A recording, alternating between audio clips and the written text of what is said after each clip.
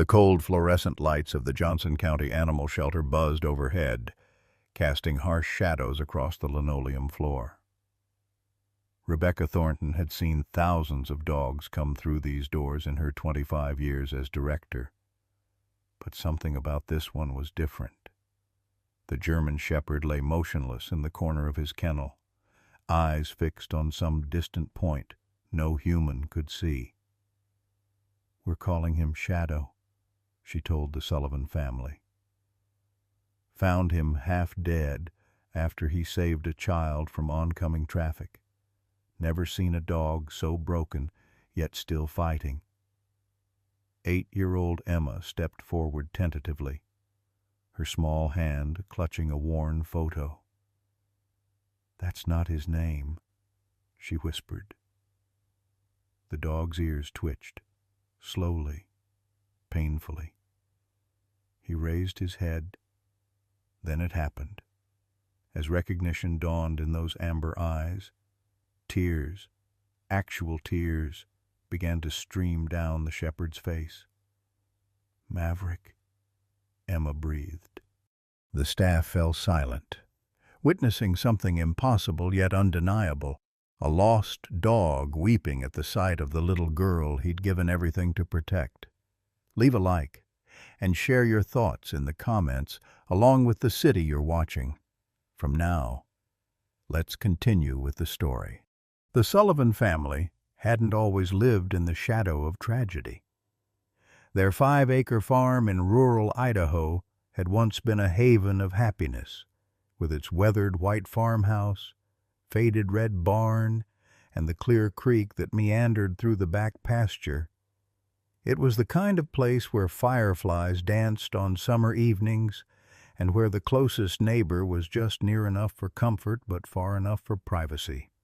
Michael Sullivan, a broad-shouldered construction foreman with calloused hands and kind eyes, had bought the property 10 years ago when he married Sarah, a gentle-natured elementary school teacher with a passion for gardening and homemade bread. They'd wanted a place where their future children could run free, where life moved at a pace measured by seasons rather than seconds. Their daughter Emma arrived after years of trying, a tiny miracle with corn-silk blonde hair and her father's determined chin. But their joy had been tempered with fear when doctors diagnosed her with hypoplastic left heart syndrome shortly after birth.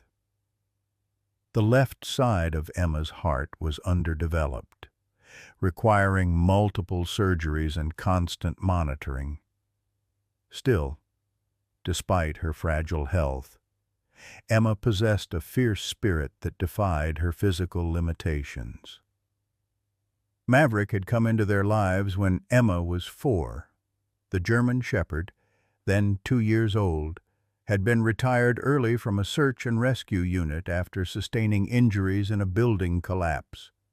Despite his traumatic past, Maverick had proven himself to be exceptionally gentle with Emma, seeming to understand instinctively that she needed special care. The bond between them had formed instantly and grown stronger with each passing day. "He's not just a dog," Sarah had once explained to a neighbor. "He's Emma's guardian, her confidant, her best friend. Sometimes I think he understands her better than we do." Before the gas leak, before Michael's accident, before their world fractured like ice in spring thaw, the Sullivans had been whole.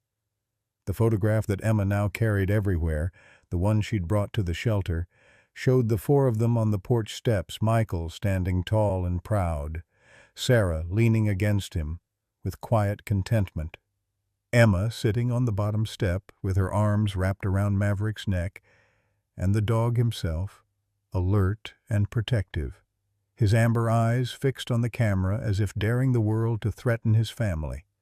The morning Maverick disappeared began like any other early autumn day at the Sullivan farm. The air carried the first hint of coolness, promising the eventual arrival of frost and snow. Sarah was in the kitchen preparing Emma's lunch for school, carefully cutting the crusts off her peanut butter sandwich just the way Emma liked it. Michael had already left for a construction site in Boise, an hour's drive away, where his crew was breaking ground on a new community center. Emma sat at the kitchen table, her legs swinging as she ate her breakfast cereal, chattering about the science project she was working on with her best friend Lily. Maverick lay at her feet, as he always did during meals, his tail occasionally thumping against the hardwood floor whenever Emma's animated storytelling included his name. "And then Maverick can help us collect different leaves from the creek. Right, boy?" Emma said, reaching down to scratch behind his ears. But Maverick didn't respond with his usual enthusiastic tail wag. Instead, he suddenly stood up, his body stiff and alert, his ears pricked forward, and a low, unusual whine escaped his throat. "What's wrong, boy?" Sarah asked, noticing the dog's strange behavior.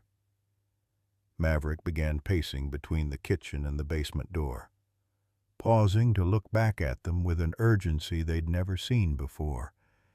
He barked sharply, then returned to the basement door, scratching at it frantically. "Maybe he needs to go outside," Emma suggested. But when Sarah opened the back door, Maverick refused to go out. Instead, he returned to the basement door, barking more insistently. "That's strange," Sarah murmured, glancing at her watch. "Emma, we need to leave for school in 10 minutes. Go brush your teeth, honey." As Emma headed upstairs, Maverick's behavior became even more agitated. He ran to Sarah, tugging at her sleeve with his teeth, then back to the basement door. When she didn't follow, he ran to the front door instead, scratching and whining. "Maverick, stop it," Sarah scolded, her patience wearing thin. "What's gotten into you?" The German shepherd stood by the front door, looking at her with what seemed like frustration in his intelligent eyes. Then he gave one more sharp bark before turning and racing up the stairs to find Emma. Sarah shook her head, attributing his behavior to perhaps hearing an animal under the porch or some other typical dog distraction. She finished packing Emma's lunch and called upstairs. 5 minutes. Emma? Upstairs.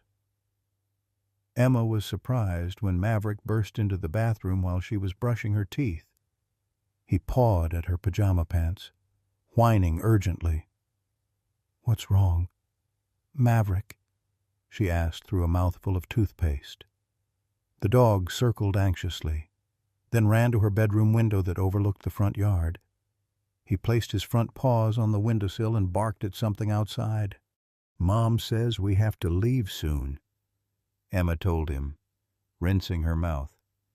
"You have to stay home, boy." But Maverick wouldn't settle. As Emma gathered her backpack and headed downstairs, he paced between her and the front door, his entire body tense with what seemed like desperate purpose. Sarah was already waiting by the car when Emma came outside. Maverick right on her heels. "He's acting really weird." "Mom," Emma said, her small face creased with worry. "I know, honey. Maybe he's just having an off day. He'll be fine once we leave." But when Sarah tried to usher Emma into the car, Maverick did something he'd never done before. He positioned himself between Emma and the vehicle, blocking her path, his stance wide and unmovable. "Maverick, move," Sarah ordered firmly. The dog didn't budge.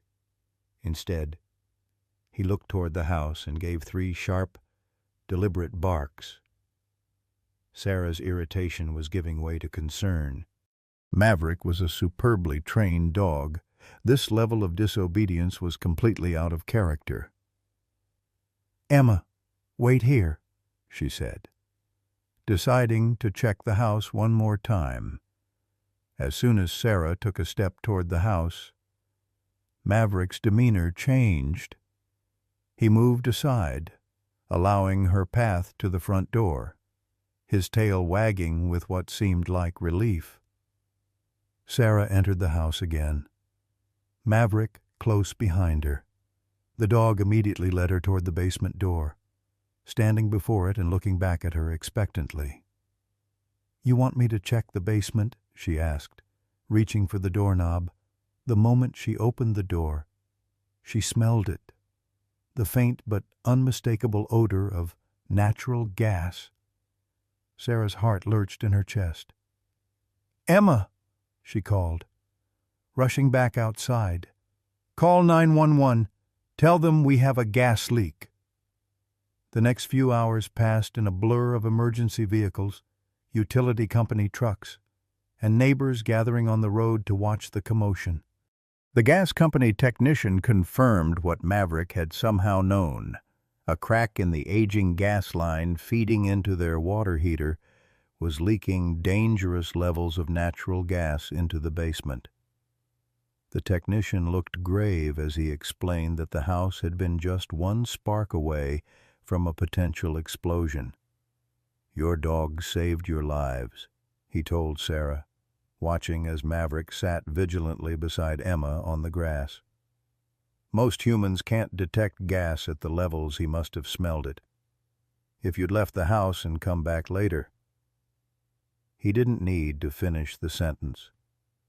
That evening, with the gas line repaired and the house deemed safe again, Michael returned home to the story of Maverick's heroism.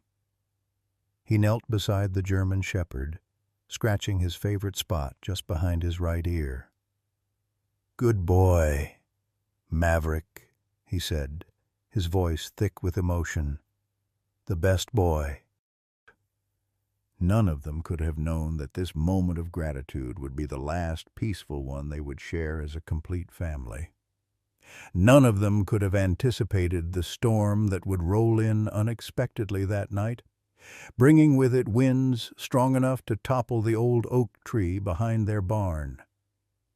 And none of them could have predicted how Maverick, still unsettled by the day's events, would slip out through the gap in the fence created by the fallen tree, determined to patrol the property's perimeter one last time before the night deepened, only to vanish into the darkness without a trace.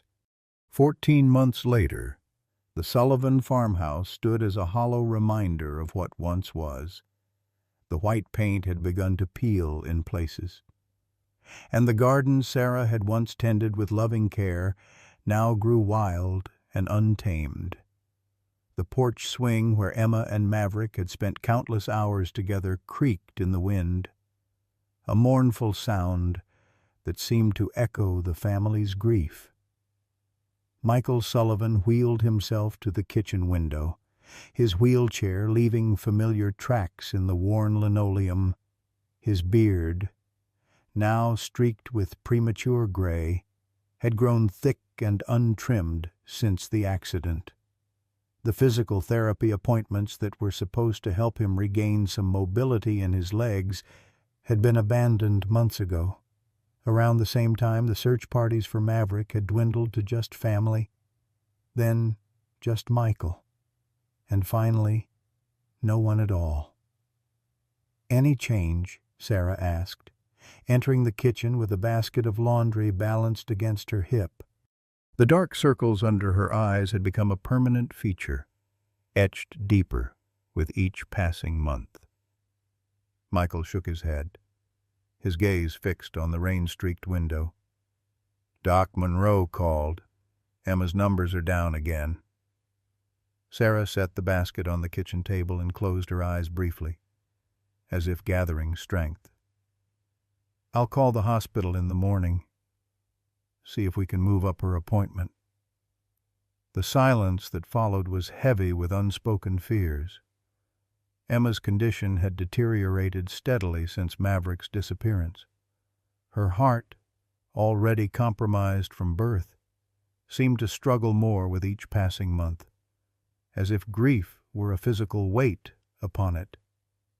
"She drew another picture of him today," Sarah said quietly, pulling a folded paper from her pocket. She smoothed it out on the table, a child's drawing of a German shepherd standing guard beneath a rainbow. "She still believes he's coming home." Michael's hands tightened on the armrests of his wheelchair. "I should have fixed that fence.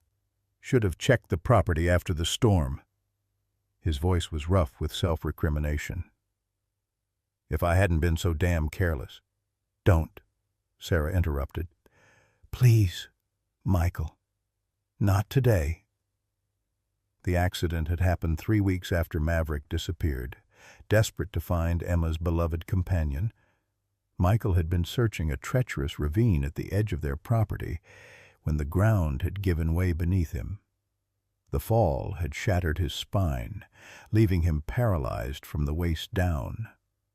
The construction foreman who had once carried his daughter on his shoulders now couldn't even stand beside her bed when nightmares woke her crying for Maverick. Sarah moved behind her husband's wheelchair, resting her hands lightly on his shoulders. "Emma needs you present, not lost in what-ifs. We both do." Michael covered her hand with his own, a brief acknowledgement of her words, though they both knew the guilt wouldn't release its grip so easily. "I'll go check on her." He wheeled himself down the hallway to Emma's room, where the door stood slightly ajar.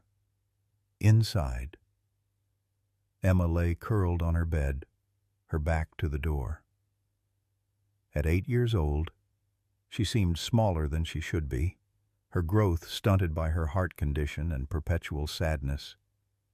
Maverick's old collar hung on her bedpost, the tags occasionally catching the light and sending small rainbows dancing across her walls. "Hey, Pumpkin," Michael said softly. "Mom says you made a new drawing today." Emma rolled over, her blue eyes, so like his own, regarding him solemnly. "It's for when Maverick comes home, so he knows where to find us." Michael's throat tightened. "That's a good idea," he managed.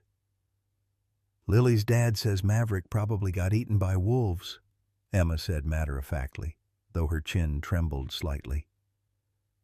"But he's wrong. Maverick is too smart for wolves." "Lily's dad doesn't know Maverick like we do," Michael agreed, wheeling closer to brush a strand of hair from her forehead. He noticed the familiar photograph clutched in her small hand, the family portrait from the porch steps, taken just months before everything fell apart. "He's the smartest dog in Idaho." "In the whole world," Emma corrected, her voice gaining strength with conviction.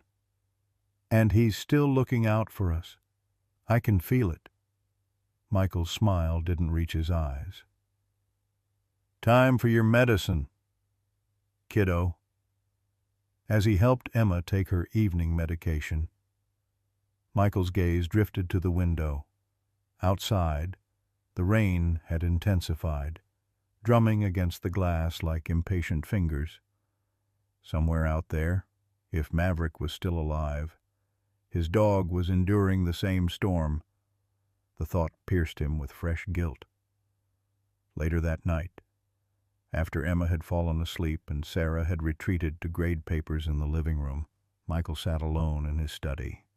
The room had once been his pride, walls lined with books on construction and engineering, shelves displaying fishing trophies, a desk where he'd drafted plans for additions to their home. Now it felt like a museum to a life he no longer lived. He opened the bottom drawer of his desk and pulled out a worn manila folder. Inside were the missing dog flyers they'd posted throughout the county, newspaper clippings about lost pets being found months or even years later, and printouts of every reported German shepherd sighting within a 100-mile radius. Michael spread the papers across his desk, as he had done countless times before. His eyes lingered on the photo of Maverick they'd used for the flyers, head alert, ears perked forward, the distinctive scar on his right shoulder visible where fur never quite grew back after his rescue work injury. "Where are you, boy?" he whispered. The phone rang, startling him from his thoughts. Michael glanced at the clock. Nearly 10 p.m. Too late for casual calls. He wheeled quickly to the kitchen to answer before it woke Emma. "Sullivan residence," he answered, keeping his voice low. "Mr. Sullivan, this is Dr. Monroe." The cardiologist's voice was professionally calm, but Michael detected an undercurrent of concern. "I've been reviewing Emma's latest test results, and I'm afraid we can't wait until next month's appointment." Michael's hand tightened on the phone. "How bad?" "The echocardiogram shows significant changes since her last visit. I'd like to admit her to Children's Hospital in Boise tomorrow for observation, and possibly to adjust her medication." "I understand," Michael said. Though his mind was already racing ahead to logistics, Sarah would need to take time off work. They'd need to pack Emma's comfort items. The drive to Boise was over an hour. "Mr. Sullivan, Doctor," Monroe continued, her voice gentler now. "I should warn you that we may need to move up consideration for the transplant list. Emma's heart is working much harder than it should be." After ending the call, Michael sat motionless in the darkened kitchen. Outside, lightning flashed, briefly illuminating the empty dog run in the backyard. The timing seemed cruelly symbolic, Emma's heart failing further just as they approached the somber anniversary of Maverick's disappearance. He wheeled himself to Emma's room and paused in the doorway, watching the gentle rise and fall of her chest as she slept. On the wall above her bed hung the calendar she had made, each day X'd out, counting not toward Christmas or her birthday, but toward the day Maverick would have been gone for exactly 14 months. Tomorrow, she would add another X. Tomorrow. They would drive to Boise with news that would further dim the light in her eyes. Tomorrow, Michael would once again face his failure to protect his family. First losing Maverick, then losing his ability to walk, and now possibly losing Emma too. The Chicago winter bore no resemblance to the Idaho winters Maverick had known. Here, the cold was crueler, sharpened by wind that knifed between skyscrapers and intensified by concrete that held no warmth. Snow in the city didn't blanket the world in pristine white as it had on the Sullivan farm. Instead, it turned quickly to gray slush that froze into treacherous ridges along curbs and sidewalks. Maverick limped through an alley behind a row of dilapidated apartment buildings, his once proud gait reduced to a pained shuffle. The scar on his right shoulder, the old injury from his search and rescue days, was now joined by newer marks, a ragged tear in his left ear, a patch of missing fur on his flank, and the barely healed wound on his hind leg that caused his limp, his ribs pressed visibly against his dull coat. A testament to too many missed meals. To the casual observer, he might have appeared to be just another stray, one of the countless abandoned dogs that struggled to survive in the urban wilderness. But Maverick was not lost in the conventional sense. He knew exactly where home was, or at least he had once known. The compass in his heart still pointed west, toward Idaho, toward the white farmhouse with the red barn, toward Emma. But the journey of over 1,500 miles had proven impossible for a dog traveling alone, especially one who had endured what Maverick had. It had been nearly 6 months since he'd escaped from the fighting ring. 6 months of freedom that felt nothing like the freedom he'd known running through creek beds and meadows with Emma. This freedom was a constant state of vigilance, watching for the men who might still be looking for him, avoiding the packs of feral dogs that controlled certain territories, scavenging enough food to survive another day. Maverick paused at the mouth of the alley, his amber eyes scanning the street before he ventured out. The late afternoon sun cast long shadows, and the temperature was dropping rapidly as night approached. He needed shelter soon. His ears flicked forward at the sound of approaching footsteps, and he retreated deeper into the alley, pressing himself against the wall behind a dumpster. "Easy there, soldier. I'm not going to hurt you." The voice belonged to an elderly man bundled in layers of mismatched clothes, a worn backpack slung over his shoulder. James Peterson had first noticed the German Shepherd 3 weeks ago, and since then had made it his mission to gain the dog's trust. As a Vietnam veteran who had spent the last decade living on Chicago's streets, James recognized a fellow survivor when he saw one. "Brought you something," he said, keeping his voice low and even as he crouched down, wincing at the pain in his arthritic knees. He pulled a paper-wrapped package from his coat pocket.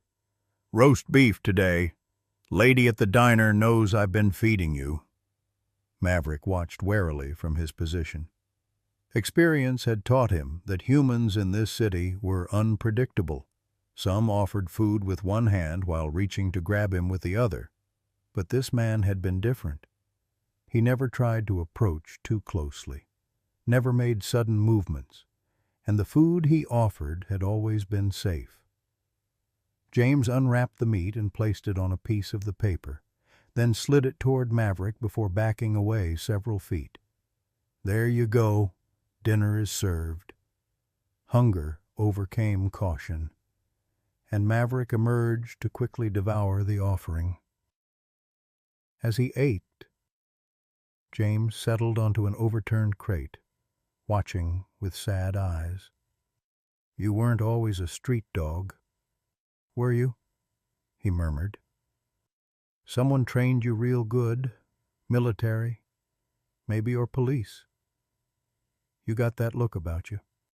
Maverick finished the meat and looked up at James, maintaining his distance but no longer poised to flee. There was something in the old man's scent that reminded him of Michael, not the smell itself, but something underneath it, a particular note that spoke of patience and steadiness. "Weather report says snow tonight. Big storm coming in," James continued conversationally.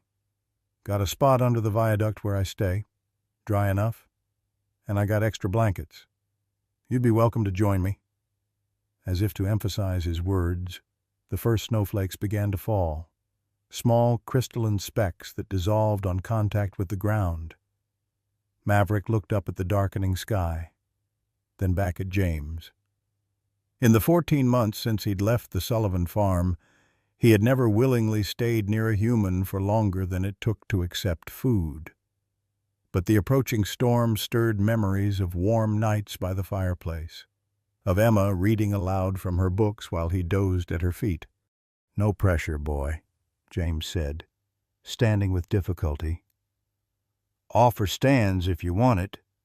He gathered his things and began walking slowly toward the street. After a moment's hesitation, Maverick followed, maintaining a cautious distance but following nonetheless. James's spot under the viaduct was more organized than Maverick had expected.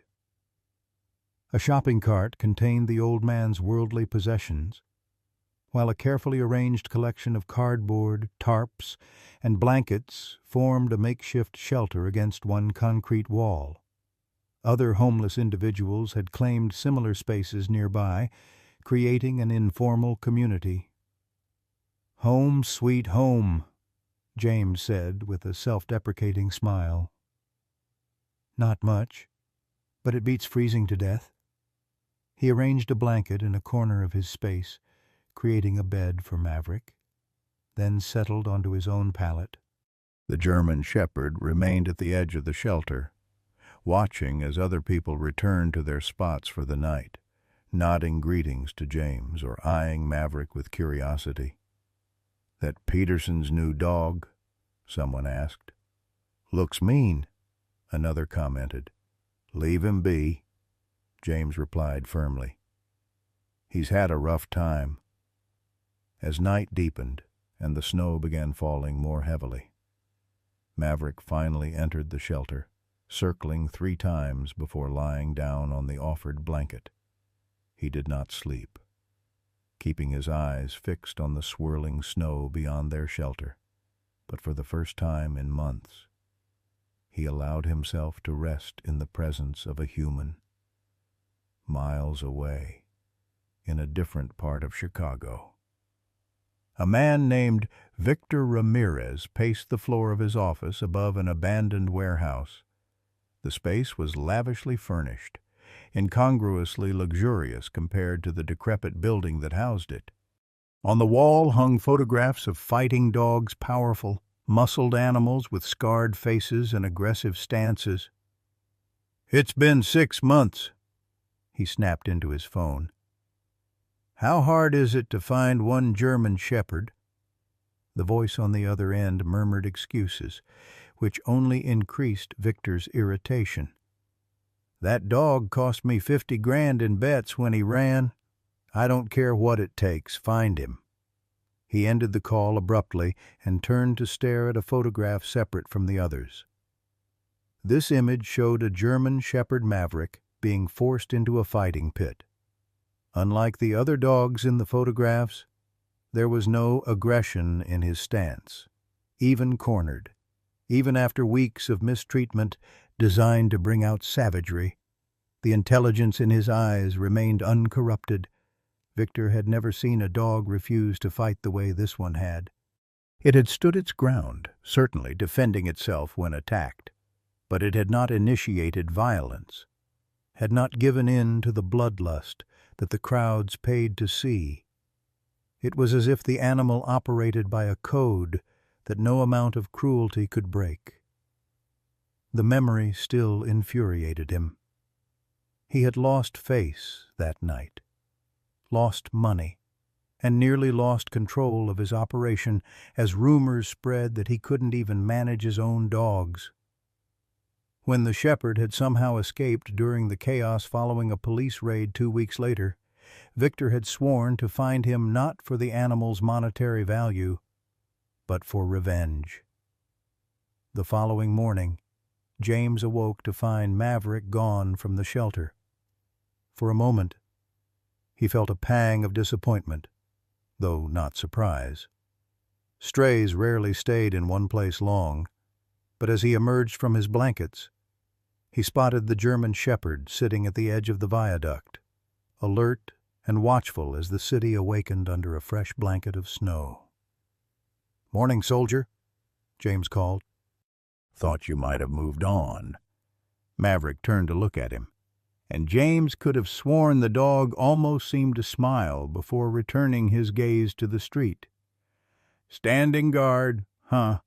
Old habits die hard." Over the next few weeks, a routine developed. Maverick would leave each morning to roam the neighborhood, but would return to the viaduct by nightfall. James collected discarded food where he could find it, always sharing with the dog. Gradually, Maverick began to accept brief touches, a pat on the head, a scratch behind the ears, though he remained vigilant and somewhat distant. "You remind me of some guys I knew in Nam," James told him one evening as they shared a meal of cold hamburger. "The ones who'd seen too much, eyes always scanning, never really at ease." He took a bite of his portion. "Wonder what your story is, soldier. Who you belonged to before." Maverick looked up at him, and in the dog's gaze, James recognized a depth of intelligence and feeling that transcended species. Whatever this animal had endured, He had not lost his essential nature, his capacity for loyalty, for connection. Whoever they were, they must miss you something fierce, James murmured. What James couldn't know was how true his words were, or that at that very moment, over 1,000 miles away, a little girl in a hospital bed in Boise was clutching a photograph and whispering to a German shepherd who wasn't there. Emma Sullivan lay surrounded by machines that beeped and hummed, monitoring the struggling heart inside her chest. The hospital room walls were decorated with get well cards from her classmates and drawings she had made during her 2-week stay. Many of the drawings featured the same subject, a German shepherd with a distinctive mark on his shoulder. "Time for your medication, sweetheart," a nurse said, entering with a small paper cup containing pills. Emma obediently swallowed the medication, then returned to the drawing she was working on. This one showed Maverick standing in snow, looking toward a distant horizon. "Is that your dog?" the nurse asked, adjusting Emma's IV line. "He's finding his way home," Emma replied with quiet certainty. "He got lost, but he's trying to come back to us." The nurse smiled sympathetically. She had read the girl's chart and knew about the missing pet, the father's accident, the worsening heart condition. So much for one small child to bear. "I'm sure he is," she said kindly. "The doctors think I'm getting worse because I'm sad." Emma continued matter-of-factly, her pencil moving across the paper. "But I'm not sad. I'm just waiting." Before the nurse could respond, Sarah Sullivan appeared in the doorway, her face showing the strain of too many nights sleeping in the uncomfortable chair beside her daughter's bed. "How's my brave girl?" she asked, summoning a smile as she entered. "I had a dream about Maverick last night," Emma said immediately. "He was in a big city with tall buildings, and it was snowing. He looked skinny, but he was okay." Sarah exchanged a glance with the nurse as she sat on the edge of Emma's bed.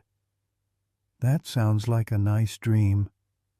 "It wasn't a dream," Emma insisted. "It was a real dream, like when I knew Daddy was hurt before the police called." Sarah's smile faltered. Emma had indeed awakened screaming about her father falling on the very night of Michael's accident.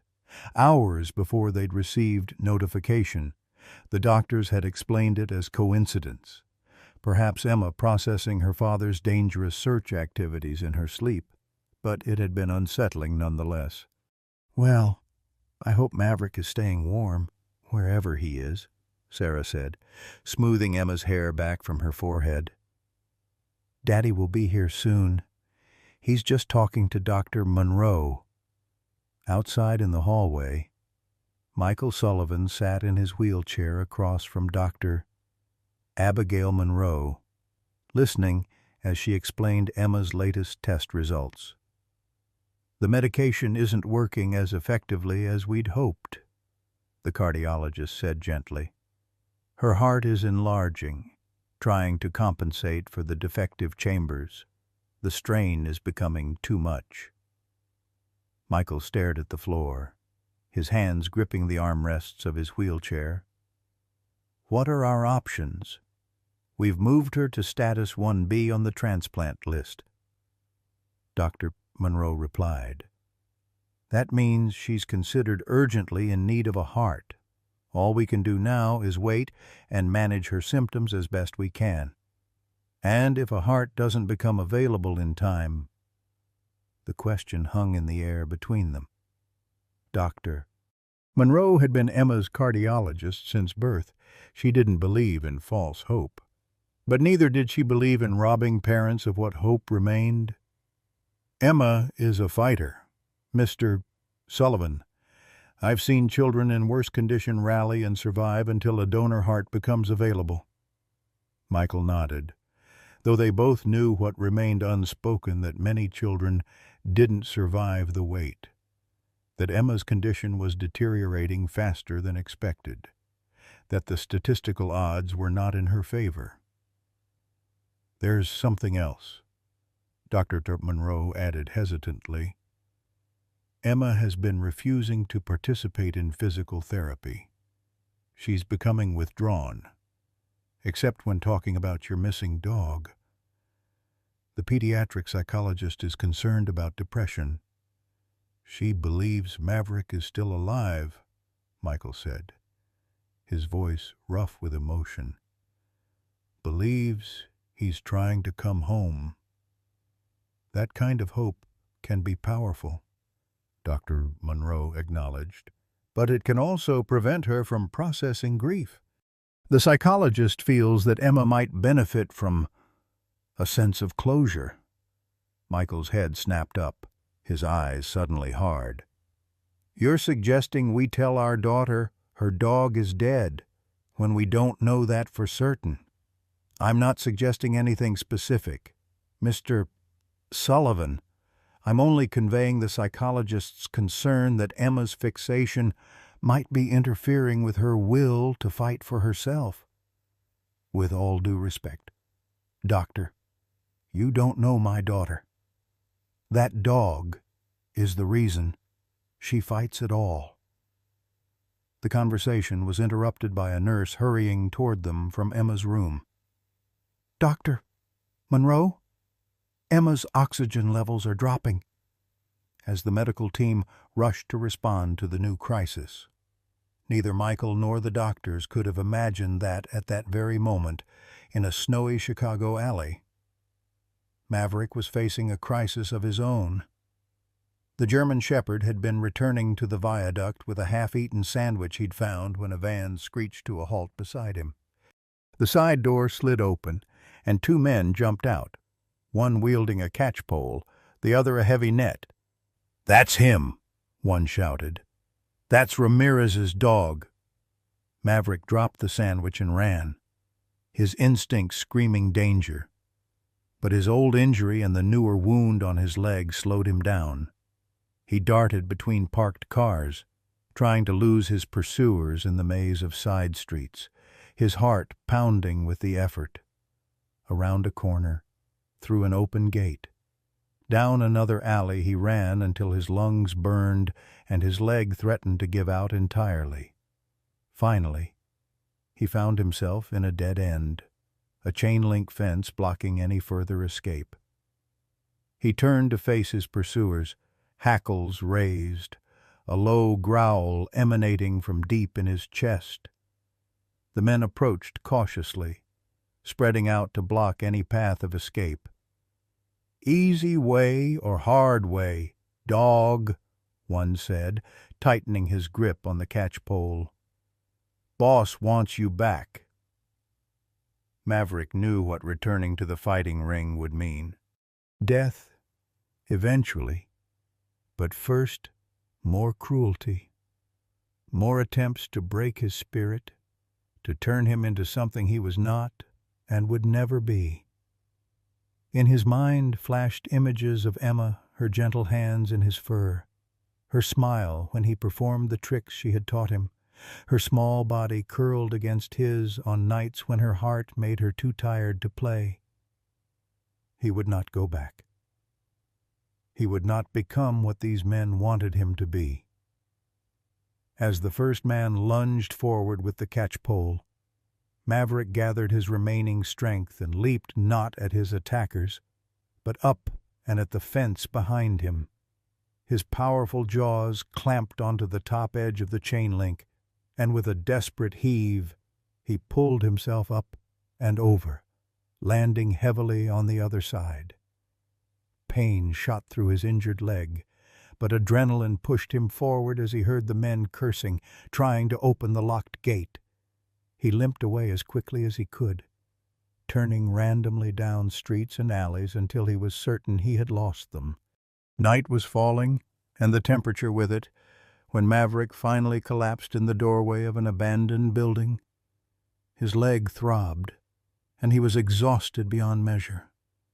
As snowflakes began to fall once again, He curled into himself for warmth, his thoughts turning, as they always did in moments of quiet, to the family he had lost, to Emma, whose heartbeat he had learned to recognize, whose scent had become as familiar as his own, to Michael, strong and steady, whose commands had always been fair, whose hands had never brought pain, to Sarah, gentle and kind, who slipped him treats when she thought no one was looking, to the home that still existed somewhere to the west, somewhere beyond the endless city and the mountains and the plains, somewhere he had tried again and again to reach, only to be pushed back by hunger or injury or the vastness of the distance itself. As Maverick drifted into an exhausted sleep, snow continued to fall, gradually covering his brown and black fur with a blanket of white.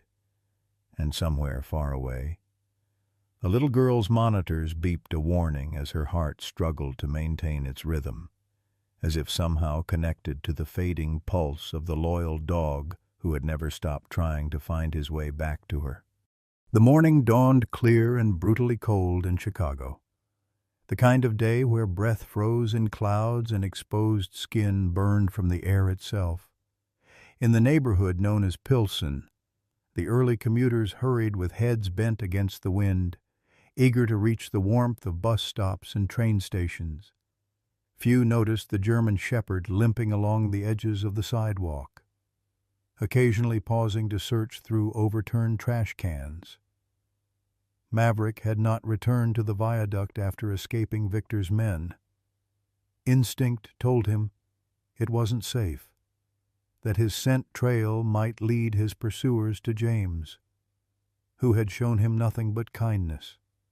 Instead, he had spent a miserable night huddled in the alcove of an abandoned storefront, his injured leg throbbing with each heartbeat, his stomach empty and cramping. The morning light revealed a neighborhood coming to life. A bakery opened its doors, releasing the warm scent of fresh bread. School children gathered at corners, waiting for buses, their bright coats and backpacks splashes of color against the gray urban landscape. Maverick kept to the shadows, watching with the wariness of a creature that had learned the hard way that humans could not be trusted, at least. Not most humans. His attention fixed on a small playground, where a young mother was helping her son build a snowman. The child, perhaps 6 years old with a bright red hat pulled low over his ears, laughed as he patted snow into place. The sound echoed painfully in Maverick's chest, so reminiscent of Emma's laugh that for a moment he forgot where he was. Without fully intending to, he took a step toward the playground, then another. Some long dormant part of him responded to the child's joy, drawn to it like a flower turning toward the sun. He had nearly reached the low fence surrounding the play area when the mother noticed him and gasped, pulling her son protectively behind her. "Stay back," she shouted, fumbling for her phone. "Shoo, go away!" Maverick froze, suddenly aware of how he must appear thin, scarred, wild-looking. Not the well-groomed companion he had once been, but a creature of the streets, dangerous in the eyes of those who didn't know better.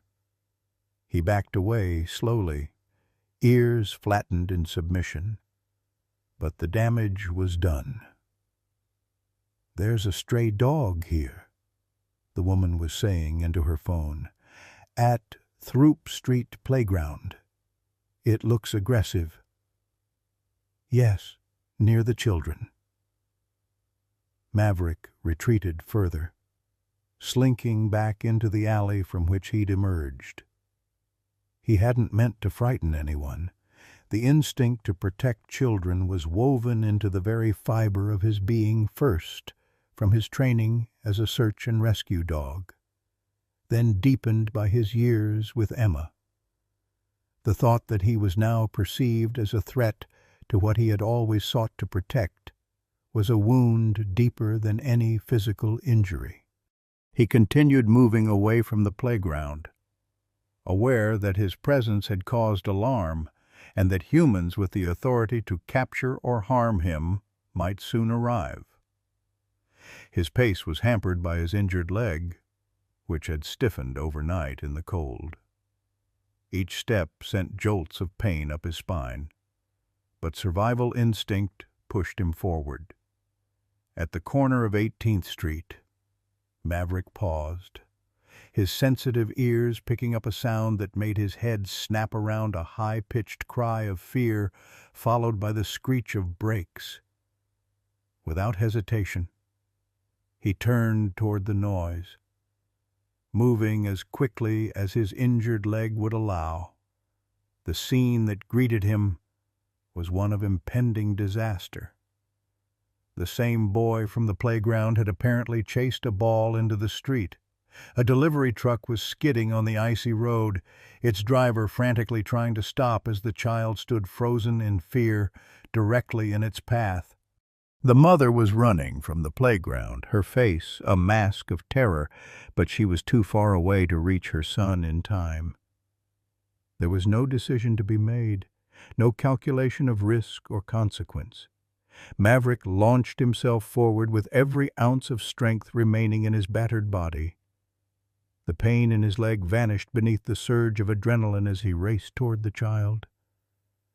Time seemed to slow. Sounds muffled as if underwater: the mother's scream, the truck's horn, the squeal of brakes on ice. With a final, powerful lunge, Maverick collided with the boy, his teeth gently but firmly catching the child's coat collar. The momentum carried them both toward the opposite curb as the truck slid past, missing them by inches. They tumbled together onto the snowbank beside the sidewalk, Maverick instinctively positioning his body to cushion the child's fall. For a moment, there was only the sound of the boy's frightened sobs and Maverick's labored breathing. Then the mother was there, gathering her son into her arms, checking frantically for injuries while tears streamed down her face. "Tommy, oh my God, Tommy, are you hurt? Say something, baby. The dog saved me. Mommy." The boy hiccuped through his tears. "The dog pushed me." The mother looked up then, really seeing Maverick for the first time. He had managed to get to his feet and was standing a few yards away. His injured leg now held completely off the ground, his breathing ragged. Their eyes met, and in that moment, understanding passed between them, the recognition that despite appearances, despite fear, this animal had risked its life for her child. "Thank you," she whispered. Maverick took a step back, then another. A small crowd had begun to gather, people emerging from nearby shops and apartments, drawn by the commotion. Someone was taking photos with a cell phone.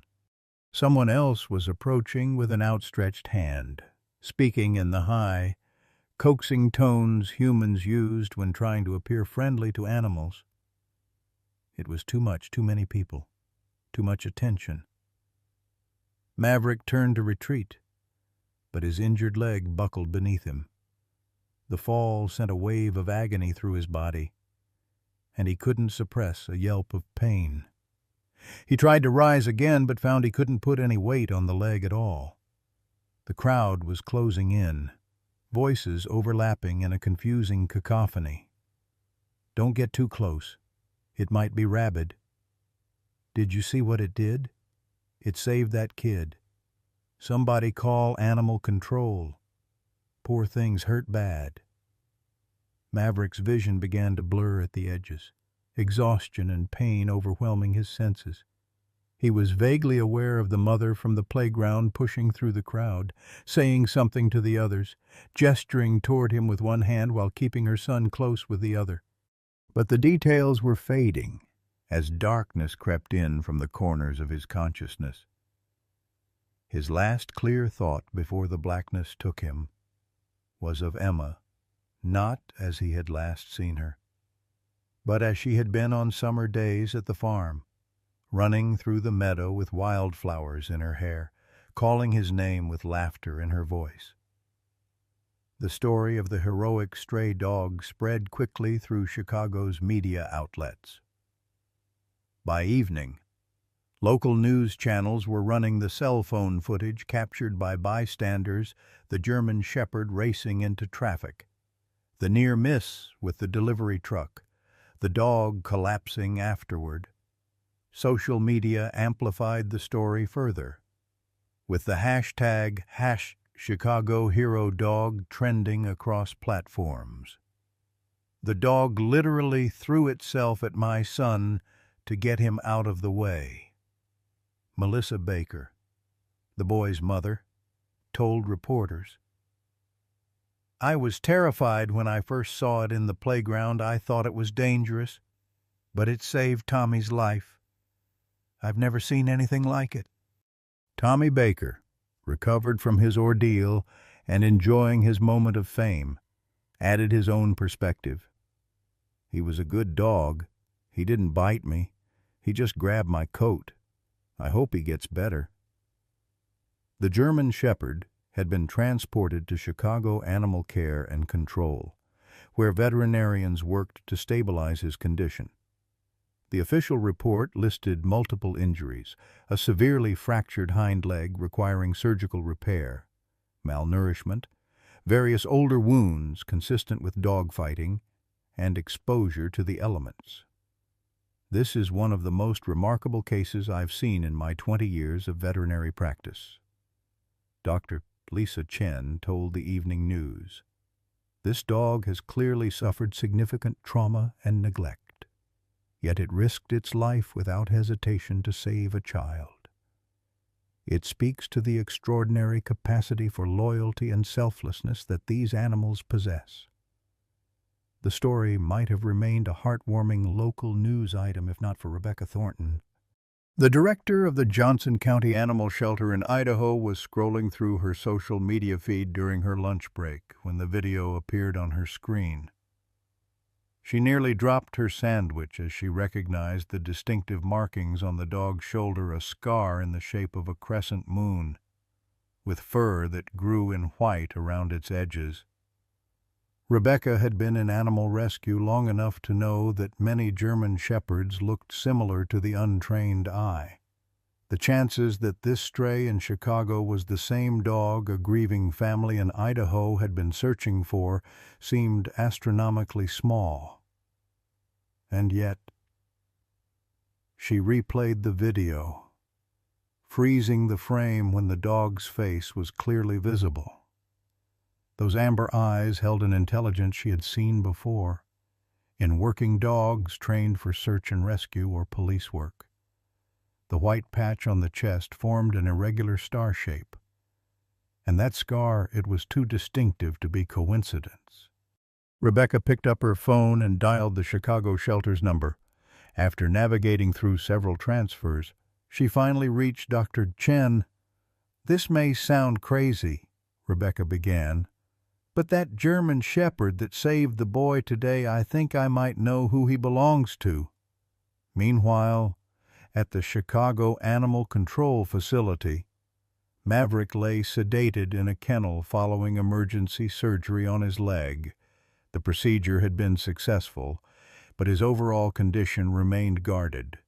Years on the streets had taken their toll, and the veterinary team was concerned about his heart function, which showed signs of arrhythmia. "We'll need to monitor him closely for the next 72 hours. Dr. Chen told her staff, "If he stabilizes, we can reassess his options." What went unspoken was the reality of municipal animal shelters. Resources were limited. Space was at a premium, and difficult decisions often had to be made about animals with complex medical needs.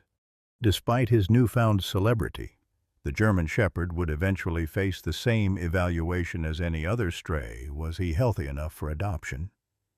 And if not, was continued medical intervention justified? As night fell over Chicago, the shelter quieted. Most of the staff had gone home, leaving only the overnight attendants to check on the animals. In his drug-induced sleep, Maverick whimpered softly, his legs twitching as if running, perhaps in his dreams. He was finally making the journey home, crossing mountains and plains, following rivers and roads, guided by the invisible thread that connected him to a little girl whose heart beat in time with his own.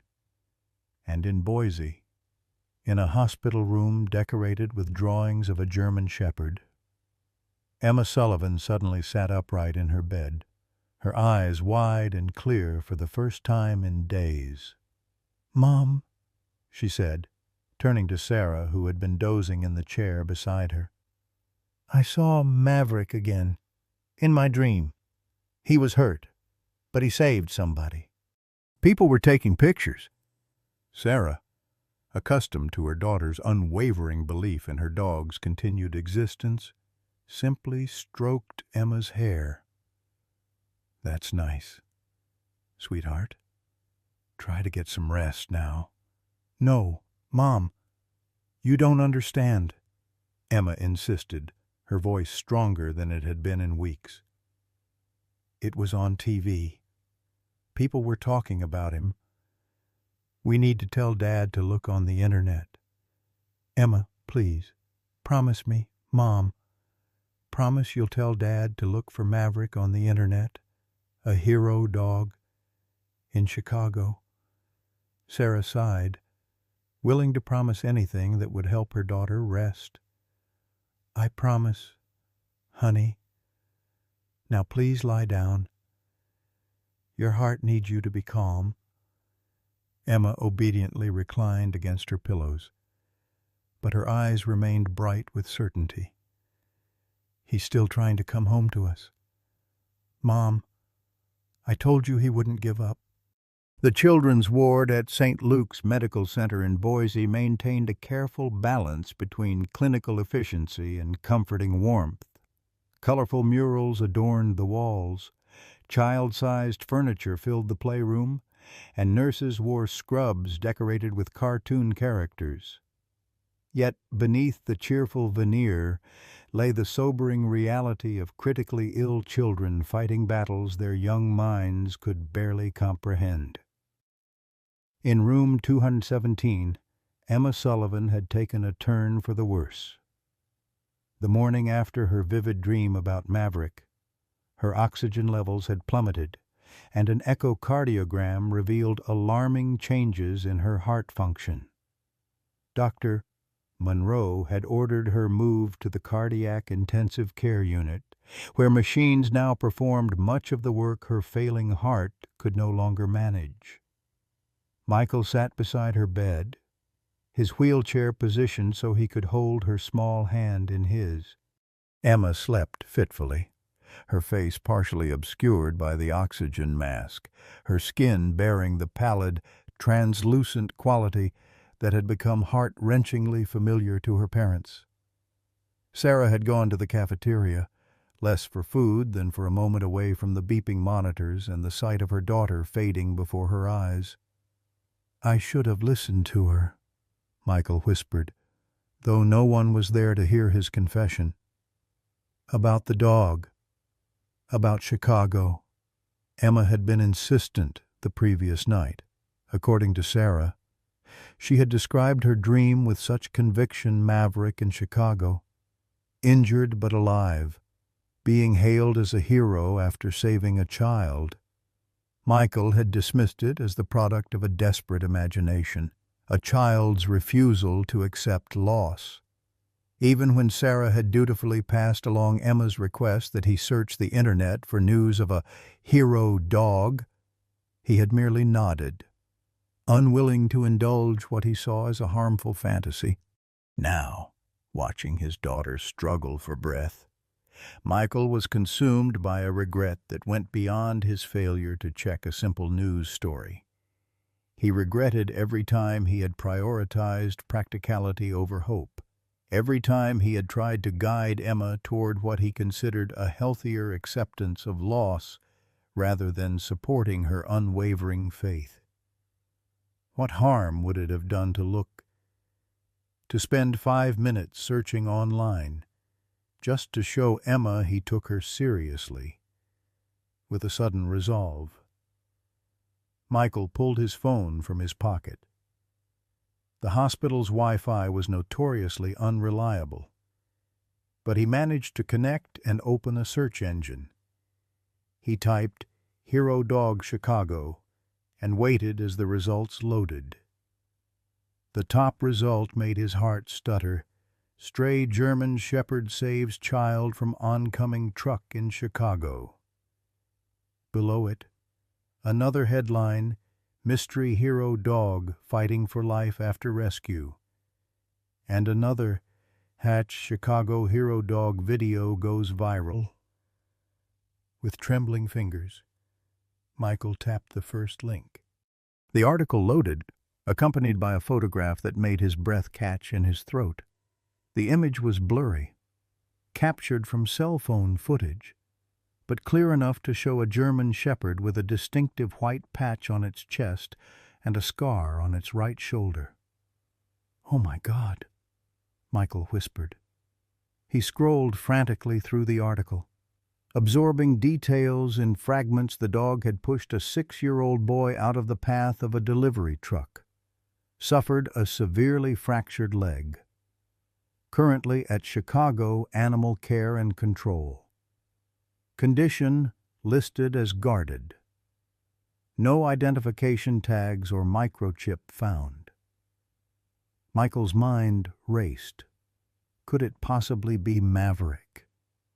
After 14 months over 1,000 miles away, the rational part of his brain argued against the possibility there were thousands of German Shepherds in the country, many with similar markings. The chances that this particular dog was theirs were infinitesimal, and yet Emma had known. Somehow, she had known before any of them could have. Michael glanced at his daughter's sleeping form, then back at his phone. He navigated to another article, this one containing the viral video of the rescue. He held his breath as he pressed play, watching as the German Shepherd raced across the icy street, collided with the child, and tumbled with him onto the snowbank. The camera zoomed in briefly on the dog as it stood, favoring one leg. Despite the poor quality of the footage, Michael could make out the distinctive white marking on its chest, not a perfect star, but close enough. More telling was the way the dog held itself, the alertness in its posture even when injured, the intelligence in its eyes as it assessed the gathering crowd before attempting to retreat. Maverick, Michael breathed. It wasn't proof. Not definitively, but in his heart. He knew. His phone rang, startling him from his thoughts. An Idaho number he didn't recognize. Michael answered quickly, moving his wheelchair toward the door so as not to disturb Emma. "Mr. Sullivan?" a woman's voice asked.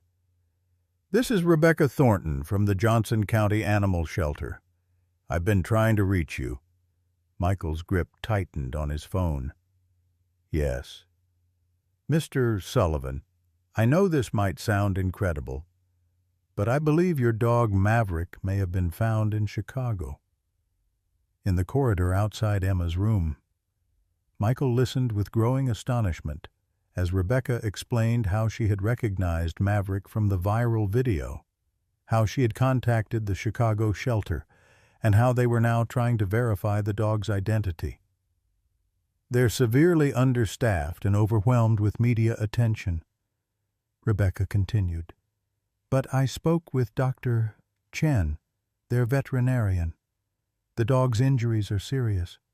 Mr. Sullivan, he had surgery on his leg yesterday. but they're concerned about his overall condition. His heart is showing signs of strain." "His heart," Michael echoed, glancing back toward Emma's room. "Yes, they've placed him on a 72-hour hold for medical observation, but—" Rebecca hesitated. "Mr.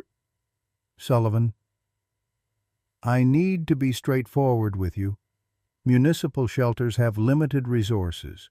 If his condition doesn't improve, or if they determine his medical needs are too extensive—" She didn't need to finish the sentence. Michael understood the implications all too well. "What can I do?" he asked, his voice tight with urgency. "How can I prove he's ours? Do you have his microchip information? Or clear photographs showing his distinctive markings?" "Yes, both. I can email them right away." "Good. That will help. But Mr. Sullivan—" Rebecca paused again. "They're going to need someone to claim him in person. Soon." The logistics seemed insurmountable. Chicago was over 1,500 miles from Boise. Emma was in critical condition. Michael was in a wheelchair. They had already depleted their savings on medical bills, and yet the alternative, leaving Maverick to die alone in a shelter after everything he had survived to get back to them, was unthinkable. "I understand," Michael said firmly. "I'll find a way." After ending the call, Michael sat motionless in the corridor, his mind racing through possibilities. He could ask Sarah's brother to go, perhaps, though he lived in Seattle and had his own family responsibilities, or maybe one of their neighbors from the farm. But would Maverick even recognize anyone besides immediate family after so long? His thoughts were interrupted by Dr. Monroe approaching from the elevator. Her expression serious but composed, the carefully neutral face she wore when delivering difficult news. "Mr. Sullivan," she greeted him, "I was just coming to speak with you and your wife. Is she with Emma?" "She went to get coffee. What's happening, Dr.—" Monroe sat in a chair across from him, bringing herself to his eye level, another practiced gesture that Michael recognized all too well. "Emma's latest echocardiogram shows significant deterioration in left ventricular function. We're adjusting her medication. But I need to prepare you for the possibility that we may need to move her to ECMO, extracorporeal membrane oxygenation. It's essentially a machine that would take over the function of her heart and lungs temporarily." Michael felt as if he were underwater. Dr. Monroe's voice reaching him through layers of distortion. "A temporary measure until what?" "Until a donor heart becomes available," she said gently. "Emma is at the top of the regional transplant list now, but we can't predict when a compatible heart will be found. And if you put her on this machine, how long? ECMO is not a long-term solution. It's invasive, with significant risks of complications. We try not to keep children on it for more than a week or two if possible." A week or two. The timeline echoed in Michael's mind, aligning with the 72-hour hold on Maverick in Chicago. Both of them fighting for their lives, both with clocks ticking down. "There's something else you should know," Michael said, surprising himself with the steadiness in his voice. "We've found Emma's dog, the one that's been missing for 14 months. He's in Chicago." Dr. Monroe's professional composure slipped momentarily, revealing genuine surprise. "The German shepherd she's been drawing. Are you certain?" "Yes. He was on the news. He saved a child from being hit by a truck. He's injured, in critical condition, at a shelter there." Michael leaned forward, suddenly animated with desperate intensity. "Doctor, Emma knew. Before anyone told her. Before it was even on the news here. She knew he was in Chicago. She saw it in a dream." Dr. Monroe's expression softened with compassion. "Mr. Sullivan, in times of extreme stress, our minds can—" "No," Michael interrupted. "I know how it sounds, but she knew, and now he's there, fighting to stay alive, just like she is here." They were interrupted by Sarah's return, her eyes red-rimmed from crying in private. She stopped when she saw Dr. Monroe, her face immediately tensing with fear. "What's happened is Emma—" "Sarah," Michael said, reaching for her hand. "They found Maverick. He's in Chicago. Emma was right." Sarah stared at him in disbelief, then looked to Dr. Monroe for confirmation, as if the doctor might somehow verify this seemingly impossible claim. "Michael just informed me," Dr. Monroe said carefully, "and we were discussing Emma's condition. Why don't we go somewhere more private to talk in a small consultation room down the hall?" Dr. Monroe explained Emma's deteriorating condition and the potential need for ECMO. Sarah listened in silent horror, her hand clutching Michael's with bruising force. When the doctor finished, the silence stretched between them, heavy with unspoken fears. "I need to go to Chicago," Michael finally said. Sarah turned to him, incredulous. "What? Now?" "Michael, our daughter is dying, and her dog is dying in a shelter 1,500 miles away," he replied, his voice breaking. "After somehow finding his way across half the country to get back to her, after saving another child's life, after everything he's been through, we can't just leave him there. You can't seriously be thinking of leaving Emma now." "I'm not leaving her," Michael insisted, gripping the wheels of his chair. "I'm fighting for her. Emma never gave up on Maverick. She knew. Somehow she knew he was still out there, still trying to come home. I didn't believe her. I thought it was healthier to let go, to accept he was gone." He looked up at Sarah, tears streaming down his face. "But she was right, Sarah. And if there's even a chance that bringing him home could give her the strength to hold on until a heart becomes available?" Sarah pressed her hands to her face, overwhelmed by the impossible choice before them. Their daughter lay dying in a hospital bed, and her beloved dog missing for over a year. Presumed dead, was somehow simultaneously fighting for his life in a city halfway across the country. "This is insane," she whispered. "How would you even get there? You can't fly alone with the wheelchair.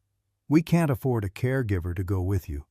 And even if you did somehow make it to Chicago, how would you get Maverick back?" Before Michael could respond, Dr. Monroe, who had been listening silently, spoke up. "The Children's Hospital has a partnership with Angel Flight," she said quietly. "They provide free air transportation for medical patients and, in some cases, for compassionate family needs." She hesitated, then added, "I could make a call." Michael and Sarah stared at her in surprise. "Why would you do that?" Sarah asked. Dr. Monroe's professional demeanor softened slightly. "In 20 years of pediatric cardiology, I've learned to respect the connection between emotional well-being and physical healing. Emma's belief in her dog has been sustaining her through unimaginable challenges. I can't say whether reuniting them would affect her medical outcome, but she looked directly at Michael. Sometimes hope is the most powerful medicine we have. The snowstorm that descended upon Chicago that evening transformed the city into a treacherous landscape of white. Wind howled between buildings, visibility dropped to mere feet, and temperatures plummeted to dangerous lows. The Weather Service issued advisories urging residents to stay indoors, warning of life-threatening conditions for anyone caught outside. O'Hare International Airport announced the cancellation of all incoming and outgoing flights until further notice. Inside the Chicago Animal Care and Control Facility, the night staff moved efficiently through their rounds, checking on the animals in their care while the storm raged outside. The building was older, with drafty corners and flickering fluorescent lights. But it was solid and warm, a shelter in the truest sense of the word for the city's abandoned and stray animals. In a special section reserved for medical cases, Maverick lay in a large kennel, an IV drip delivering fluids and antibiotics to his system.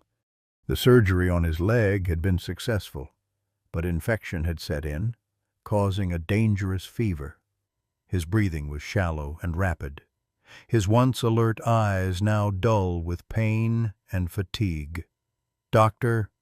Chen had left explicit instructions for his care temperature checks every 2 hours, medication administered on a strict schedule, and immediate notification if his condition worsened. "How's our celebrity patient doing?" asked Marcus, one of the overnight attendants, as he approached Maverick's kennel. Diane, the medical technician recording the German Shepherd's vital signs, shook her head. "Not great. Fever's up to 104.2, and his heart rate is still too fast and irregular." Marcus peered through the kennel bars at the dog who had captured the city's attention. In the harsh fluorescent light, Maverick looked smaller somehow, more vulnerable than the heroic animal from the viral video. "Heard anything about an owner coming forward?" he asked. "Dr. Chen got a call from some shelter in Idaho," Diane replied, adjusting Maverick's IV line. "Something about a family who lost their German Shepherd over a year ago. They're trying to verify if it's the same dog. Idaho. That's what 1,000 miles from here. No way it's the same dog." Diane shrugged. "Stranger things have happened. And look at this." She pointed to a distinctive scar on Maverick's shoulder. "The shelter director said their missing dog had an identical mark, some kind of injury from search and rescue work." "Huh." Marcus reached through the bars to gently stroke Maverick's head. The dog's eyes flickered open briefly, a ghost of recognition passing through them before closing again. "Would be quite a story if it's true. Dog travels halfway across the country to find his family. Well, if someone doesn't claim him soon, it won't matter," Diane said quietly. "You know the protocol for severe medical cases with guarded prognosis." Marcus nodded grimly. They both knew the harsh realities of municipal animal control, limited resources, overwhelming need, and the sometimes heartbreaking decisions that resulted. "Give him a fighting chance," Marcus said. "This one's special." As they continued their rounds, neither noticed the subtle change in Maverick's breathing, the way his ears twitched at the word family, or the single tear that slipped from beneath his closed eyelid, leaving a damp trail through his fur. Across the city, in a homeless encampment beneath the viaduct, James Peterson huddled deeper into his layers of blankets and coats. The portable heater shared among the camp's residents provided minimal comfort against the Arctic blast.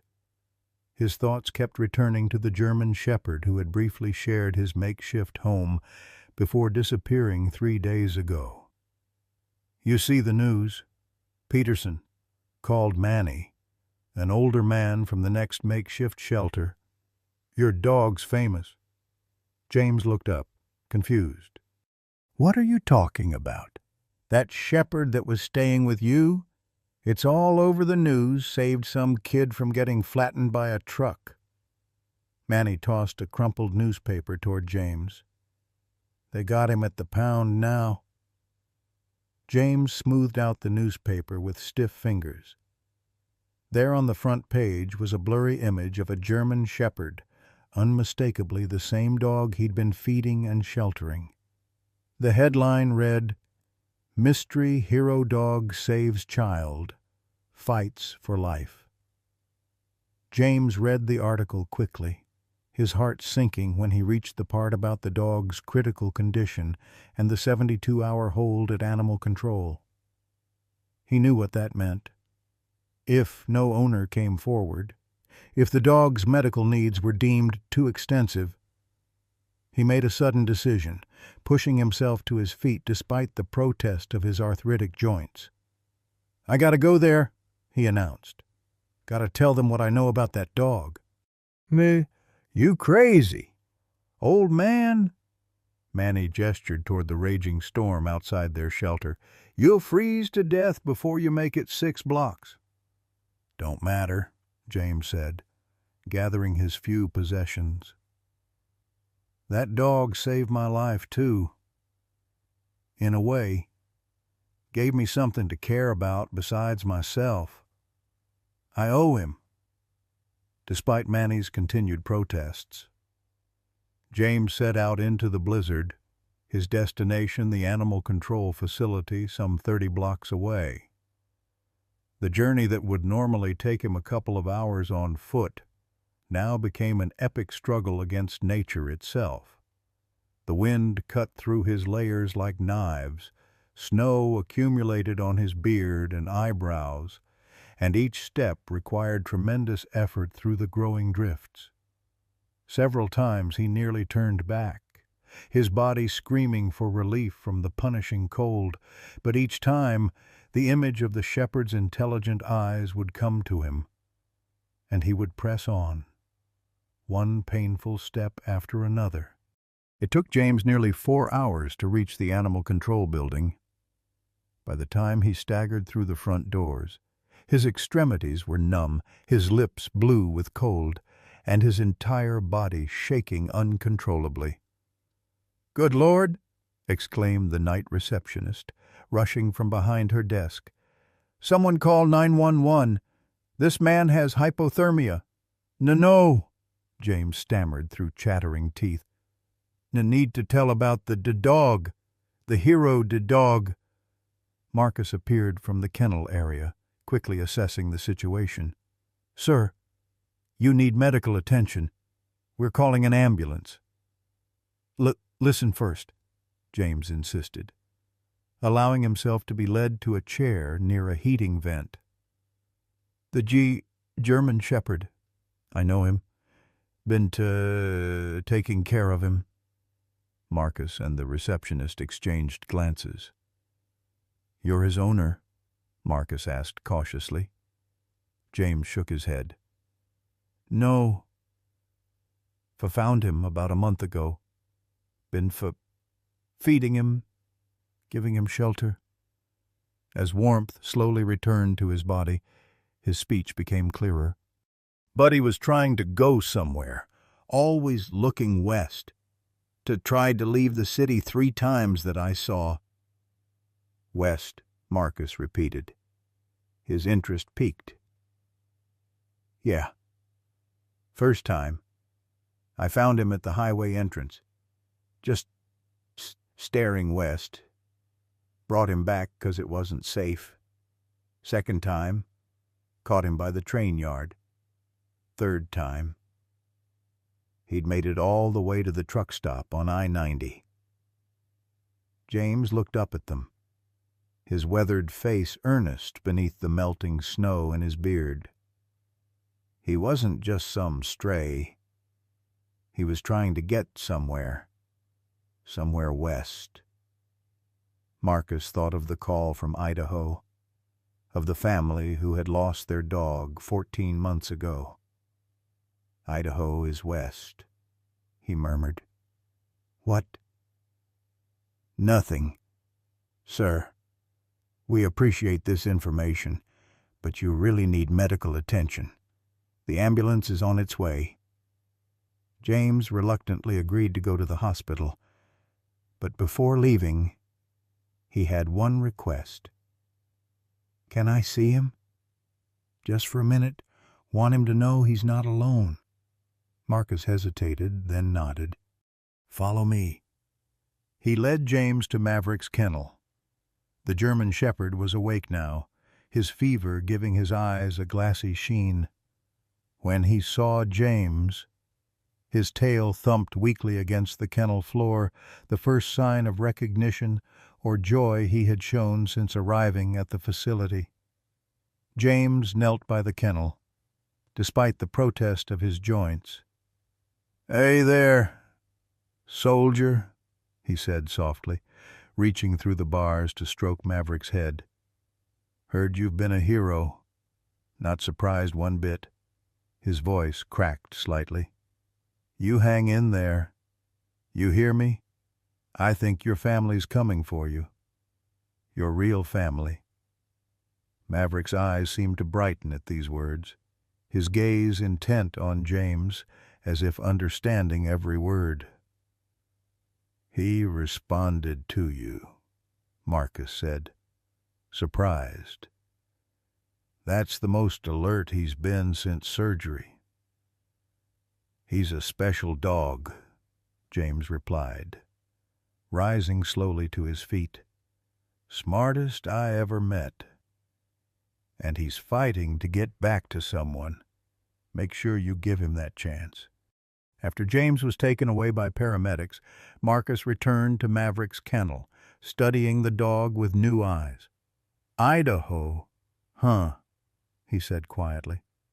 "That's quite a journey, boy." He made a note in Maverick's file about James's visit and his information about the dog's apparent attempts to travel west. It might not be scientific evidence, but it added weight to the claim from the Idaho family. There was something extraordinary about this dog, something that went beyond normal animal behavior. As the night deepened and the storm continued its assault on the city, a small private plane fought its way through turbulent skies, approaching Chicago from the west. Aboard was Michael Sullivan, strapped securely in his wheelchair, his face tense with both fear of the treacherous flight and desperate hope for what awaited him on the ground. The Angel flight pilot, a former military aviator named Captain Reynolds, navigated the dangerous conditions with practiced skill, though even he seemed concerned by the worsening weather. "We might need to divert to Milwaukee if O'Hare doesn't reopen soon," he called back to Michael over the drone of the engines. "Getting pretty rough out there." Michael nodded, his knuckles white as he gripped the armrests of his wheelchair. The past 24 hours had been a blur of frantic arrangements. Dr. Monroe had made good on her promise, connecting them with Angel Flight and helping expedite the necessary paperwork. Sarah had reluctantly agreed to stay with Emma, who had been moved to the cardiac ICU in preparation for possible ECMO treatment. "Just get me to Chicago," Michael replied. "Doesn't matter which airport." His phone buzzed with a text message from Sarah. "Emma stable for now. Dr. M says holding her own." "How's your flight?" Michael typed back with difficulty as the plane bounced through another pocket of turbulence. "Rough. Storm bad. We'll let you know when we land." What he didn't add was that Angel Flight had made it clear this might be a one-way trip. With the worsening storm and airport closures, there was no guarantee they could fly him back to Boise any time soon. He had made the decision anyway, driven by a conviction that went beyond logic that somehow reuniting with Maverick was critical not just for the dog's survival, but for Emma's as well. The plane dropped suddenly, eliciting a gasp from Michael as his stomach lurched. Captain Reynolds fought the controls, stabilizing their descent. "Sorry about that," he called back. "Good news is, O'Hare just cleared us for an emergency landing. We're about 15 minutes out." Michael closed his eyes briefly in relief. "Thank you for everything." "Don't thank me yet," the pilot replied. "Landing's going to be the tricky part." And meanwhile, at the Chicago Animal Care and Control Facility, Dr. Chen had arrived despite the storm. Concerned by the overnight reports about Maverick's worsening condition, she examined him thoroughly, her expression growing more troubled as she reviewed his vital signs. "His temperature's up to 105 and his heart rate is still too rapid and irregular," she told Marcus, who had stayed past the end of his shift. "The antibiotics don't seem to be controlling the infection." "What about the Idaho family?" Marcus asked. "Any update?" Dr. Chen nodded. "Rebecca Thornton from the Johnson County shelter sent over their documentation. The microchip number matches our preliminary scan, though it's not registering correctly in the database, probably damaged from his time on the streets. And the photos they provided—" She showed Marcus her tablet, displaying a picture of Maverick with the Sullivan family. "Pretty convincing match, especially that distinctive scar. So it is their dog." "That's incredible." Marcus glanced at Maverick, who was watching them with fever-bright eyes. "The homeless man who came in last night said he kept trying to travel west, trying to get back to Idaho.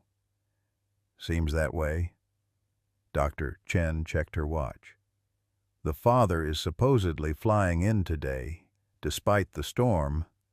Rebecca said he's in a wheelchair, had some kind of accident while searching for the dog originally. Think he'll make it with the airports closed? I don't know, but given this dog's condition—" She didn't need to finish the sentence. They both knew that without his owner's arrival, difficult decisions would need to be made soon. As if understanding their conversation, Maverick let out a soft whine, his tail thumping once against the kennel floor. "Hang in there, boy," Dr. Chen said gently. "We're doing everything we can." The phone at the reception desk rang, and Marcus went to answer it. He returned moments later, his face alight with excitement. "That was from the front gate," he said. "There's a taxi trying to get through the snow. Driver says he's got Michael Sullivan from Idaho in the back. Says he's here for his dog." Dr. Chen's professional composure broke into a smile. "Well, I'll be damned. Let's go meet him." Outside, the storm continued unabated, snow swirling in hypnotic patterns beneath the security lights. But within the shelter walls, something remarkable was about to unfold, the culmination of a journey 14 months in the making, spanning half a continent, defying all odds and expectations. A reunion that, should it happen in time, might save not one life but two: a loyal German shepherd fighting infection and exhaustion, and a little girl in a hospital bed 1,000 miles away, whose heart somehow beat in rhythm with his own. The fluorescent lights of the Chicago Animal Care and Control Facility cast harsh shadows across Michael Sullivan's face as he wheeled himself through the entrance, snow melting from his shoulders and hair. The journey from the airport had been harrowing, the taxi crawling through near whiteout conditions, sliding on ice-slicked roads, the driver muttering prayers under his breath as visibility dropped to mere feet. But none of that mattered now. Michael had made it. "Mr. Sullivan?" A woman in a white coat approached, her hand extended. "I'm Dr. Chen. We spoke on the phone." Michael clasped her hand. his own still cold from the journey. "Thank you for waiting, for everything you've done for Maverick." "Of course." Dr. Chen's professional demeanor softened slightly. "I should prepare you his condition is serious. The surgery on his leg was successful, but he's developed an infection. His fever is dangerously high, and we're concerned about his heart function." Michael nodded, absorbing the information with the practiced stoicism of a man who had received too much bad news in recent years. "I understand. Can I see him now?" "Follow me." They moved through the facility, past rows of kennels where dogs barked and whined at the passing strangers. The building was old but clean, clearly maintained by people who cared despite limited resources. In another section, quieter and more clinical, Dr. Chen paused outside a large kennel. "He's here," she said softly. "He's been sedated for pain, so he may not be very responsive." Michael wheeled himself to the kennel door, his heart pounding. Inside, on a thick blanket, lay a German shepherd that both was and wasn't the dog he remembered. Maverick had always been lean, but now he was thin to the point of emaciation, his once glossy coat dull and patchy.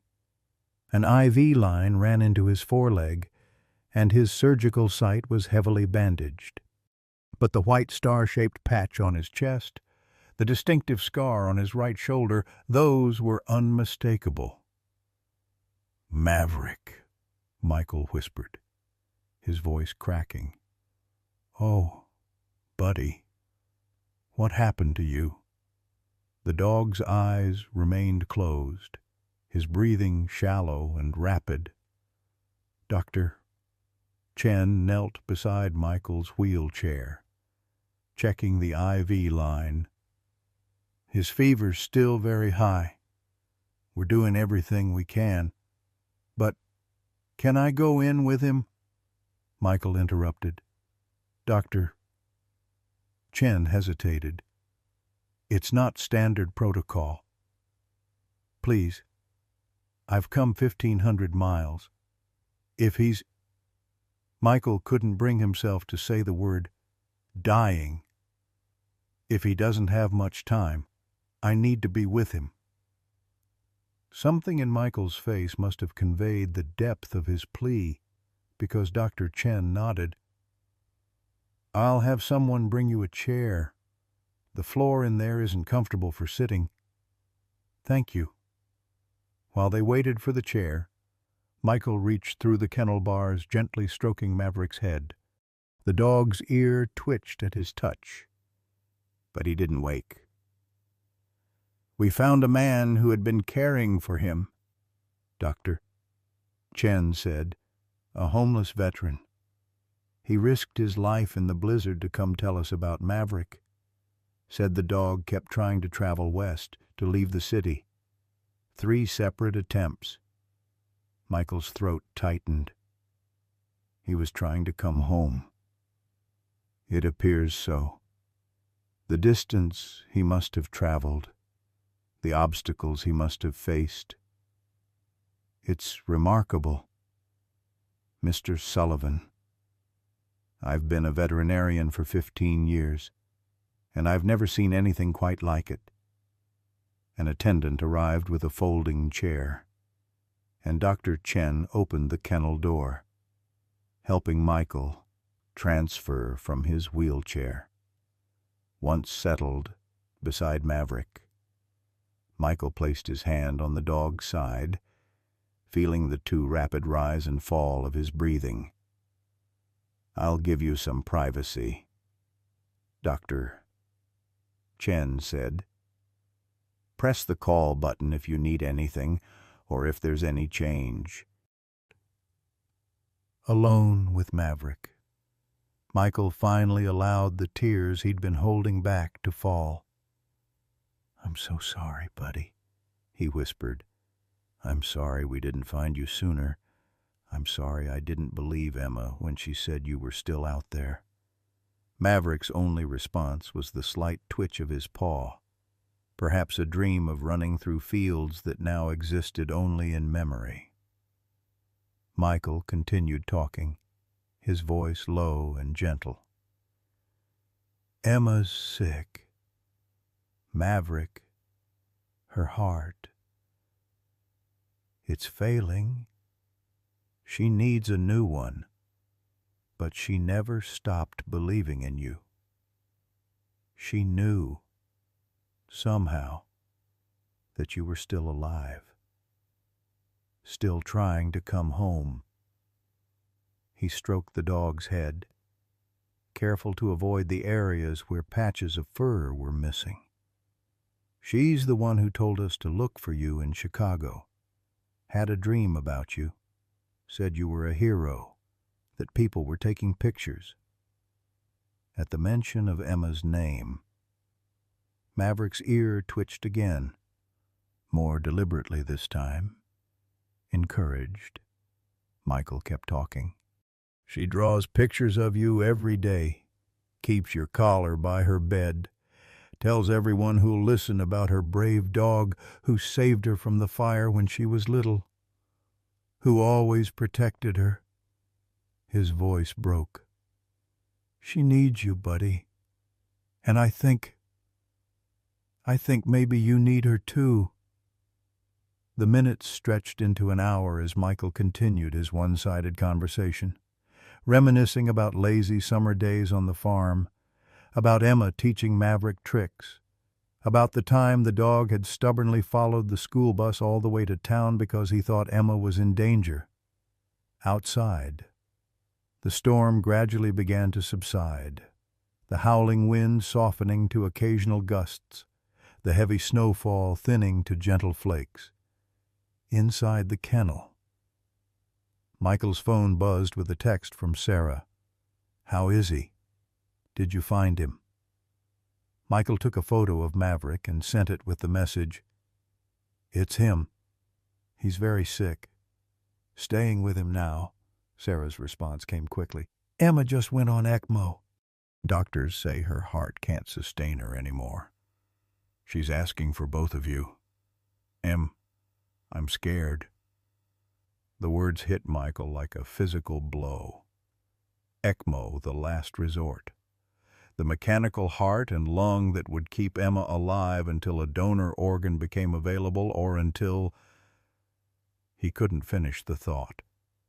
"Maverick," he said urgently, leaning closer to the dog. "Emma needs you. Do you hear me? She's holding on for you, buddy. You fought so hard to get back to us. Don't give up now." For the first time since Michael had entered the kennel, Maverick's eyes fluttered open, those amber eyes, clouded with fever but still recognizably alert, still carrying that spark of intelligence that had always set him apart. He seemed to look through Michael at first, his gaze unfocused. "That's it, boy. It's me. Michael. Emma's dad." Michael reached into his pocket and withdrew a small object, Emma's hair ribbon. The one she wore on special days. The one she had insisted he take with him to Chicago. "Smell this, buddy. Remember Emma?" He held the ribbon near Maverick's nose. The dog inhaled weakly, then with more purpose. His tail thumped once against the blanket. "Yes, that's right. Emma? You're Emma?" Maverick's eyes seemed to clear slightly, focusing on Michael's face. There was a flicker of recognition, a moment of connection that transcended words. But then the moment passed, and Maverick's eyes drifted shut again, his breathing becoming more labored. Michael pressed the call button, his heart racing with fear. Dr. Chen arrived quickly, immediately checking Maverick's vitals. Her expression was grave as she listened to his heart with a stethoscope. "His arrhythmia is worsening," she said, "and his temperature is still climbing despite the antibiotics. Mr. Sullivan, I need to be honest with you. His condition is deteriorating. We may need to consider humane euthanasia if he doesn't improve soon." "No," Michael said firmly. "Not yet. He just recognized me. He responded to Emma's scent. He's still fighting." Dr. Chen's expression was compassionate but realistic. "I understand how difficult this is, but we have to consider his suffering. The infection is overwhelming his system, and his heart is struggling to keep up." "His heart," Michael repeated, a sudden thought striking him. "Dr. Chen, this may sound strange, but is it possible that dogs and humans can have some kind of connection? A physical connection? I mean, I'm not sure I understand."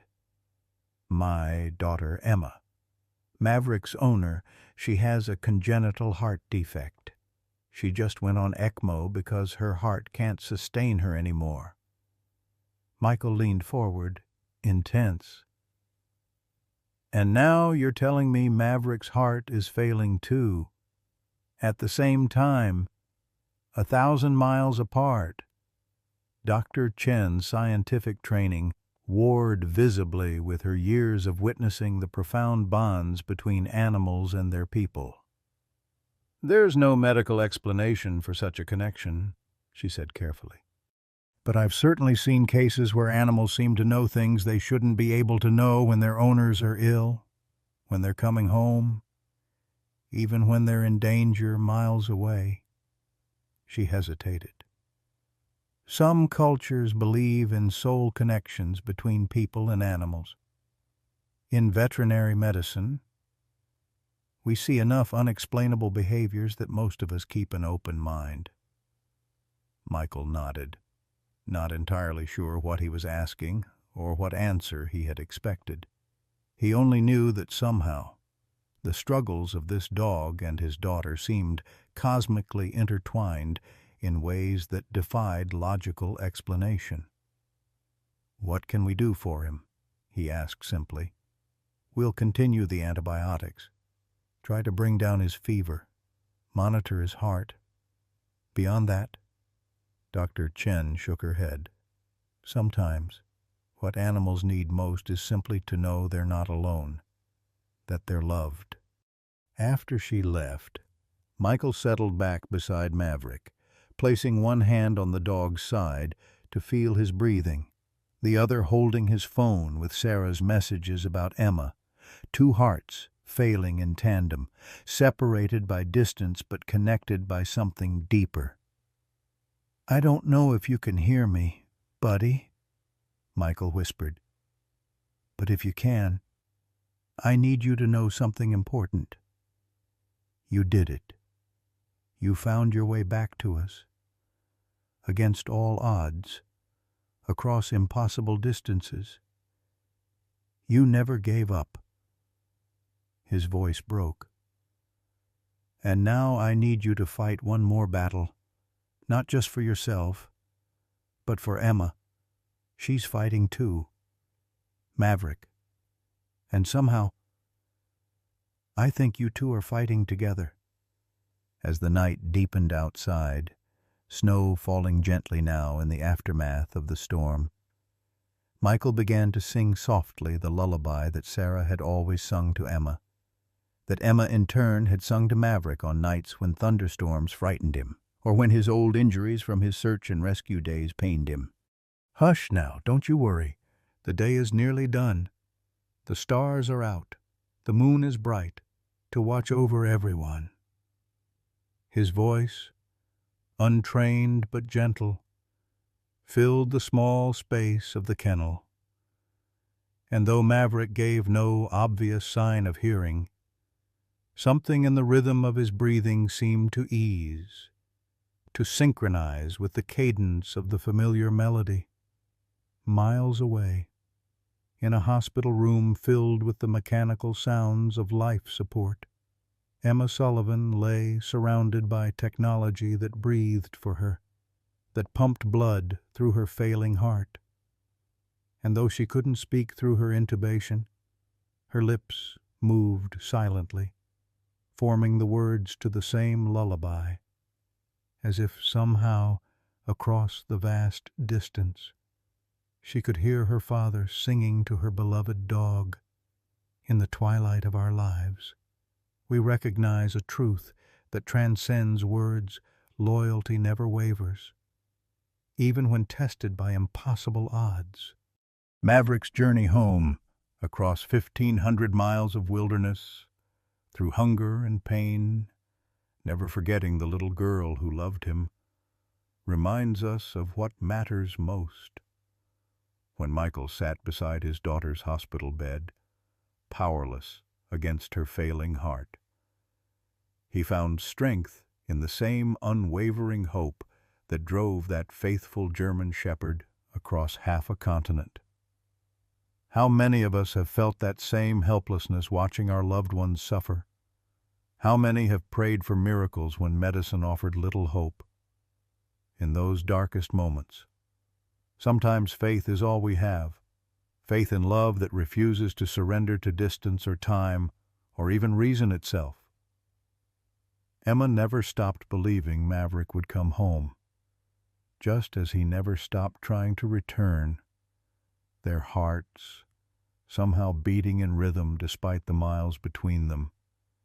Remind us that the connections we forge with those we love, human or animal, endure beyond all rational explanation. They become the compass that guides us home, no matter how lost we may become.